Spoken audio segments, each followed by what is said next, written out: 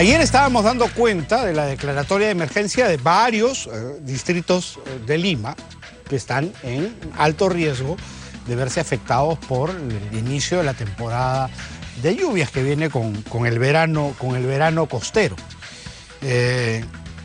Y la pregunta es, ¿cuánto se ha hecho?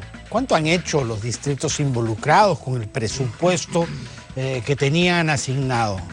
Que finalmente, ya a portas del inicio de la temporada de lluvias, que nos decían desde INDECI ayer, va a ser fuerte entre la quincena de enero y la quincena de febrero, así que estamos, digamos, a un mes a que empiece las lluvias con fuerza.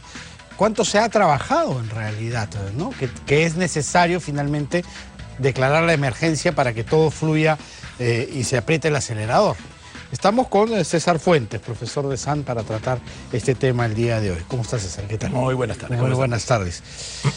Bueno, creo que viendo las ejecuciones de presupuesto, sobre todo de distritos como Chosica, Chaclacayo, que son normalmente los más afectados cuando hay lluvias fuertes, amerita un jalón de orejas, ¿no? No se ha trabajado a la velocidad que se requiere. Efectivamente, hay varios problemas, ¿no? Uno es la capacidad de gestión que tiene. Primero es qué cosa refleja que no hayan podido cumplir con la meta, ¿no? Ese 62% que estamos viendo ya a diciembre, sí, que no se ha todavía concluido 40% de presupuesto, sabiendo anteladamente, ¿no es cierto?, que tenemos Estamos hablando de presupuesto ligado a la prevención. Así es, efectivamente. Correcto. Entonces lo que tenemos es, sabiendo que tenemos a portas, porque esto es recurrente, ¿no? Los huaicos que tenemos en Lima y en provincias es recurrente, es realmente, ¿qué cosa significa eso? ¿No? Que no ha habido capacidad de gestión para cumplir esto.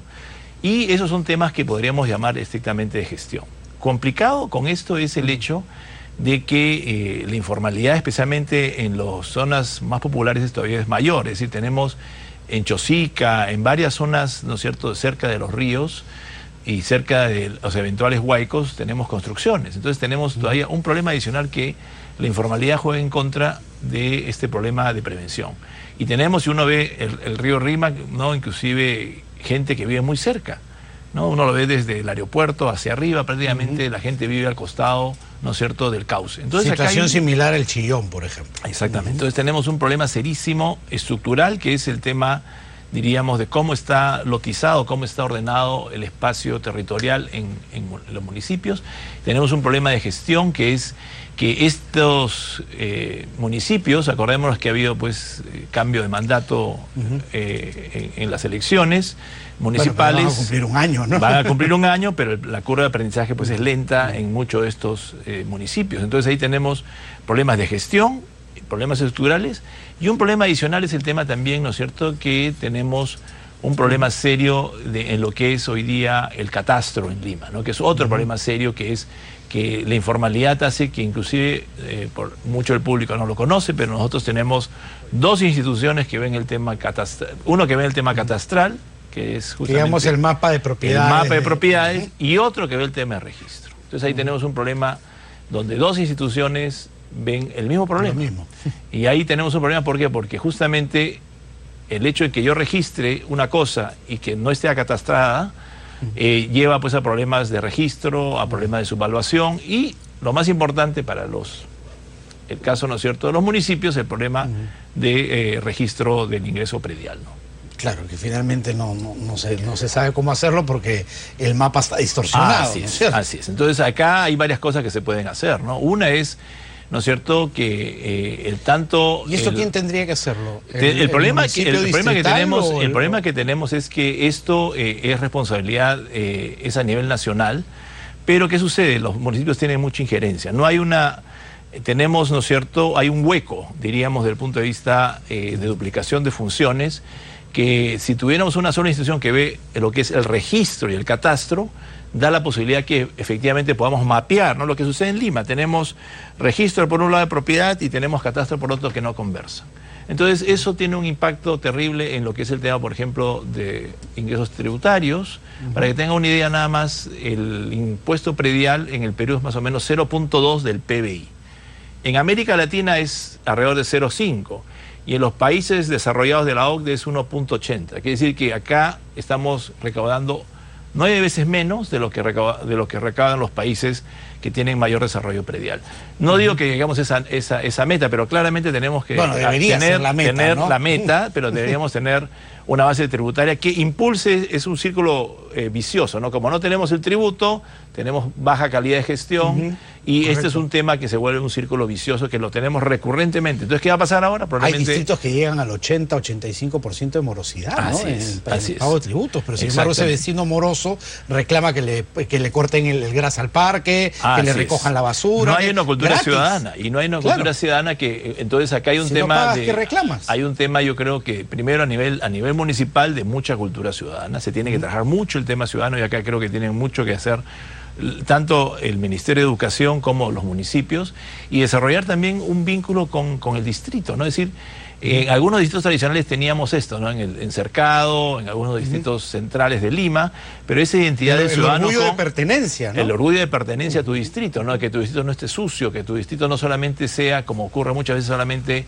sea el lugar de lo que llaman una ciudad dormitorio, ¿no? Yo llego a dormir, ¿no es cierto?, y salgo muy temprano y no tengo nada que ver con el distrito. Entonces, ese es el gran problema que también tenemos en Lima, que gran parte de los conos son, en la práctica, ciudades dormitorio de mucha gente que trabaja en el centro de Lima. Entonces, ahí tenemos un problema serio que es, además de todo esto, que no hay una identidad, que se tiene que trabajar muy fino, ¿no es cierto?, con los distritos. Yendo al tema de prevención, ¿esta declaratoria de emergencia por 60 días va a ayudar? Va a ayudar, porque lo que pasa es que en el Perú tenemos la tradición de hacerlo todo pues a la hora nona, ¿no? Entonces yo creo que también lo que está pasando ahora es que ha puesto, a través de los medios y a través de este noticiero, como probablemente la prensa, ha puesto ya pues el ojo en lo que están haciendo. Entonces yo creo que también va a haber una presión mediática hay y una presión también de la población para que se haga algo, ¿no? Hay una sensación, no sé si tú la tienes también, de paternalismo, ¿no? De que venga, como decía Tulio Loza, papá gobierno, y que te lleve de la manito a lo que tienes que hacer, que tú lo deberías hacer por iniciativa propia. Yo creo que hay un tema, primero, por ejemplo, es un tema que no se ve en el Perú, que es claramente donde nosotros lotizamos y construimos casas, ¿no? Es decir, se entiende que hay un problema también de vivienda, pero ahí tenemos muchas viviendas que están pues al borde, ¿no es cierto?, de los cauces. Y eso es...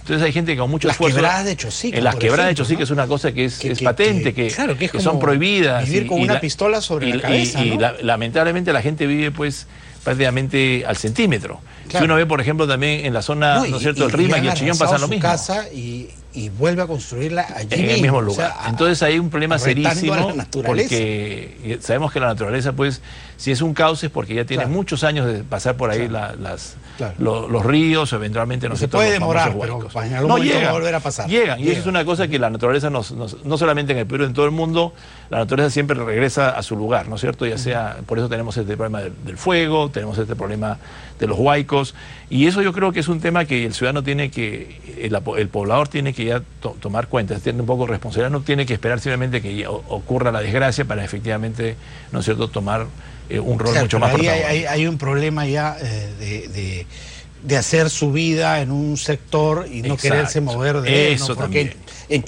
para poner el caso de Chosica, por ejemplo, ya no hay dónde reubicar dentro del mismo distrito. Tendría que salir de ese distrito a ser reubicado en otro. Exactamente. Chosica es un caso, por ejemplo, que ya hoy día está totalmente sobrepoblado, donde yo creo que esa quebrada, si probablemente el televidente no recuerde, pero era una población muy pequeñita. Chosica era una especie, ¿no es cierto?, de solar de Lima hace muchos años, y era una ciudad pequeñita, realmente una villa, ¿no?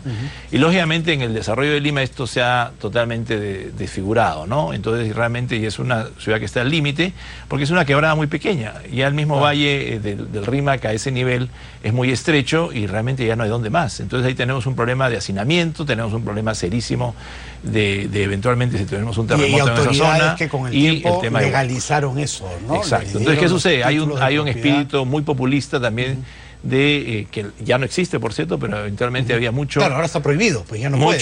Efectivamente, había mucho protagonismo de los alcaldes para legalizar, ¿no es cierto?, estos problemas de terrenos, que en el papel se veía bien, pero estaban pues en cauces, en ríos, o en áreas de huaicos, que es un problema serísimo que tenemos en el Perú, y eso es un tema que esperemos que el poblador chosicano pues no sufra este verano lo que eventualmente siempre sufre, ¿no?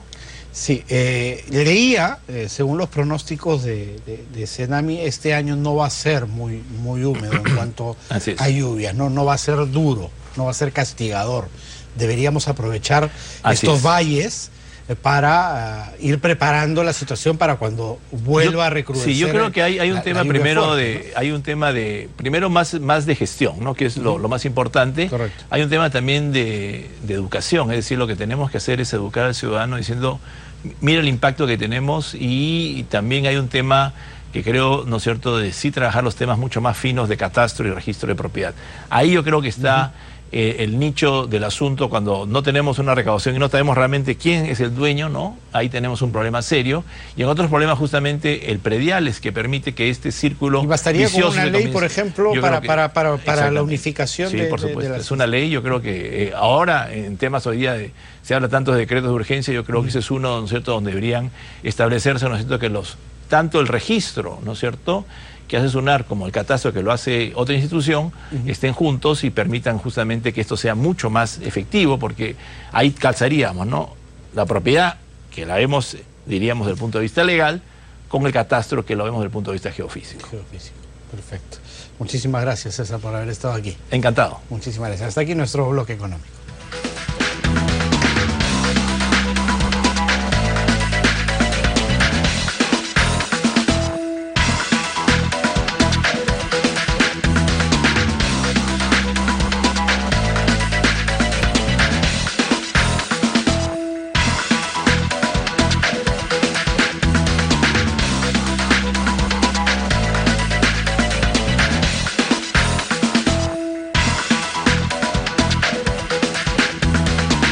El rápido avance de la tecnología ha provocado